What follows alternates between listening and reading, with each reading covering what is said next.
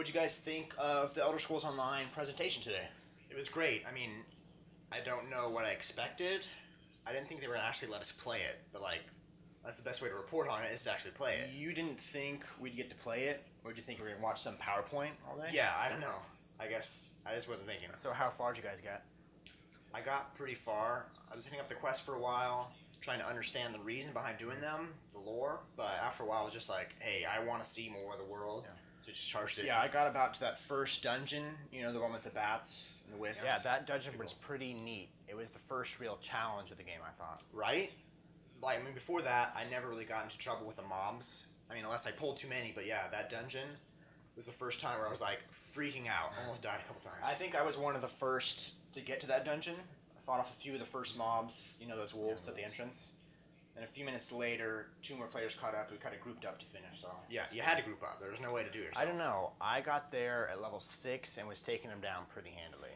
Yeah, until you pulled too many bats and spiders. Well, yeah, multiple mobs was tough, but I had a sweet pull and stun combo that worked pretty well on them. Oh, so you were a Dragon Knight? Yeah, I was a high elf Dragon Knight. Nice, me too. Did you get that DOT ability? Yeah, I think it was around level 6 or 7 when we got it. Yeah. So what was your favorite quest? I like the one where you had to either defend the fort or the dock. I chose the fort too. I actually went with the dock. When she said there was a lot of defenses at the fort, I was like, I gotta defend the dock. Like, they need my help. Save the day.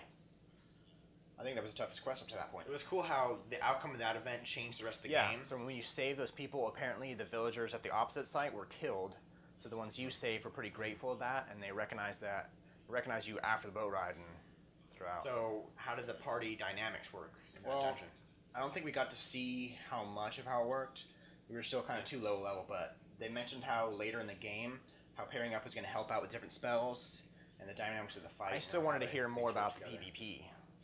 I think the PvP is going to be epic. 3 factions going at it for Cyrodiil. Yeah, with the siege weapons, becoming Emperor, like, it's going to be legit. Secretly, I wanted to play the game. I know.